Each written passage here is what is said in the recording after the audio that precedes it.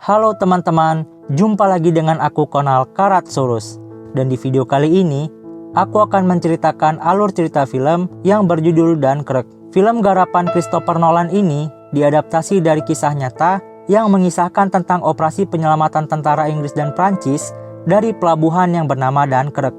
Pasukan aliansi yang kalah dari Nazi pada pertempuran Prancis mundur hingga terjebak di pelabuhan Dunkirk. Film ini merupakan film perang satu-satunya garapan sutradara Christopher Nolan, sehingga alur cerita yang disajikan tidak beraturan.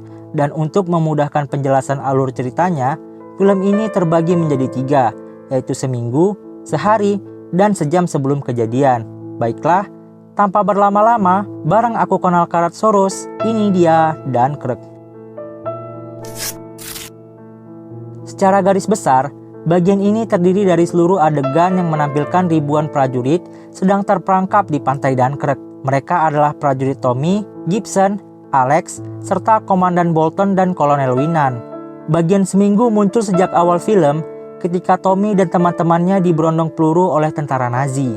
Hanya Tommy yang selamat dan berhasil masuk ke sebuah pelabuhan tempat ratusan ribu tentara Inggris dan Prancis menunggu proses evakuasi.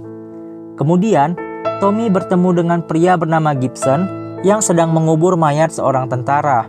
Tidak berselang lama, pantai itu dihujani oleh bom dari Angkatan Udara Nazi. Di pelabuhan sendiri, terlihat beberapa tentara sedang berebut kesempatan untuk masuk ke dalam kapal evakuasi. Setelah itu, Tommy dan Gibson terlihat menggotong seorang prajurit yang tengah terluka ke sebuah kapal besar. Tapi, mereka tidak bisa ikut masuk ke dalam kapal karena kapalnya sudah penuh. Karena tidak ingin menunggu lebih lama, Tommy dan Gibson menyelinap ke bawah dermaga. Mereka berharap bisa masuk di kapal berikutnya. Di sana, Tommy dan Gibson mendengarkan percakapan dari Komandan Bolton dan Kolonel Winan dari bawah dermaga. Mereka mengatakan bahwa Perdana Menteri Churchill menginginkan evakuasi 3.000 tentara dari pelabuhan Dunkirk. Itu artinya, hanya 10% tentara yang terjebak di pelabuhan itu yang akan dievakuasi. Tak lama, kapal yang tak bisa ditumpangi Tommy tadi diserang oleh Angkatan Udara Nazi. Sebelum kapal itu tenggelam, Komandan Bolton memerintahkan agar kapal tersebut dibawa ke tengah laut agar tidak tenggelam di pelabuhan dan membuat pelabuhannya menjadi dangkal. Sembari melarikan diri dari kapal yang bakal menghantam dermaga, Tommy dan Gibson menyelamatkan Alex. Pada malam harinya, Tommy, Alex, dan Gibson dievakuasi dengan kapal lain. Mereka masuk ke dalam dek, sementara Gibson tetap berada di luar. Saat para tentara menikmati roti selai dan teh hangat, kapal mereka ditembak torpedo kapal selam U-boat milik Nazi. Karena Gibson masih berada di luar, ia bisa membuka pintu, sehingga Tommy dan Alex bisa keluar menyelamatkan diri dari kapal yang tenggelam. Selanjutnya, mereka yang mengapung ditarik dengan skoci menuju pantai. Selama beberapa hari mereka menunggu di bibir pantai, sejumlah peristiwa terjadi. Misalnya, tentara bunuh diri dengan memasuki ombak besar dan beberapa prajurit menyelamatkan diri dengan perahu skoci. Tommy dan kawan-kawan bertemu sekelompok tentara Skotlandia. Mereka mengisi sebuah kapal kosong yang karam dan menunggu laut pasang agar kapal itu bisa berlayar. Malang, tentara Nazi menembaki kapal tersebut agar kapal tersebut tidak bisa digunakan. Kapal itu pun terisi air sehingga mereka harus mengurangi beban. Di dalam kapal, para tentara berdebat untuk menentukan siapa yang harus dikeluarkan agar muatan kapal berkurang. Gibson yang terus mengasingkan diri dipaksa keluar. Ia disangka tentara Jerman yang sedang menyamar. Ternyata, Gibson adalah seorang tentara Prancis. Ia mencuri seragam dari jenazah tentara Inggris dengan harapan bisa ikut menyelamatkan diri bersama Tommy dan yang lainnya. Seiring berjalannya waktu, kapal tersebut semakin dipenuhi oleh air. Para tentara berusaha menutup lubang kapal tersebut, namun hal itu sia-sia. Mereka terpaksa keluar dari kapal sebelum kapal itu tenggelam. Dan disinilah akhir dari kisah Gibson yang tidak sempat menyelamatkan diri dari kapal. Sementara itu di tempat lain, Komandan Bolton mengatakan bahwa kerajaan Inggris meminta rakyat sipil untuk meminjamkan kapal kecil mereka sebagai sarana evakuasi. Sementara Tommy dan ratusan ribu tentara lainnya terperangkap Rakyat sipil di Inggris mengerahkan kapal-kapal kecil mereka untuk evakuasi. Salah satunya adalah Tuan Dawson yang punya kapal kecil bernama Moonstone.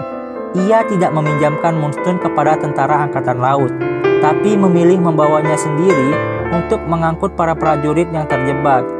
Dia membawa anaknya Peter serta temannya George yang memaksa ikut berlayar. Di tengah laut, mereka melihat pesawat RAF Spitfire milik kerajaan Inggris terbang menuju Dunkirk untuk berperang melawan pesawat bomber Nazi. Lantas, Dawson menemukan seorang tentara yang terapung di atas sebuah kapal karam di tengah laut.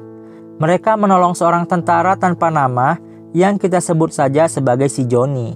Si Johnny berhasil diselamatkan, namun jiwanya terguncang dan mengalami ketakutan berlebihan. Ketika Johnny tahu bahwa Dawson malah menuju ke medan perang, Johnny mengamuk pada Tuan Dawson.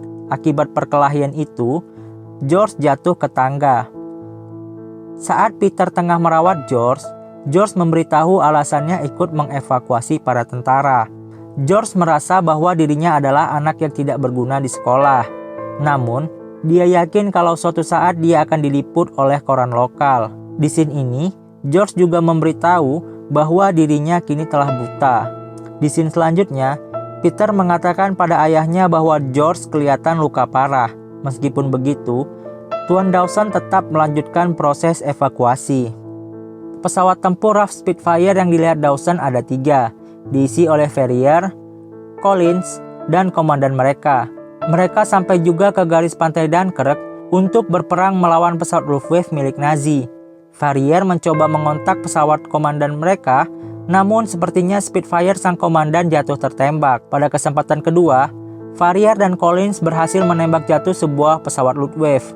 Namun sayang, kali ini Collins terkena tembakan sehingga dia terpaksa mendarat di tengah laut. Di tengah laut, Dawson dan anaknya melihat pesawat Collins yang akan jatuh ke tengah laut. Collins pun ditemukan oleh para kru Moonstone, Dawson dan anaknya. Peter mencoba menyelamatkan Collins yang terjebak di pesawat. Selanjutnya, mereka melanjutkan perjalanan menuju Dunkirk. Sementara itu, Tommy dan Alex berusaha menuju kapal yang lebih besar.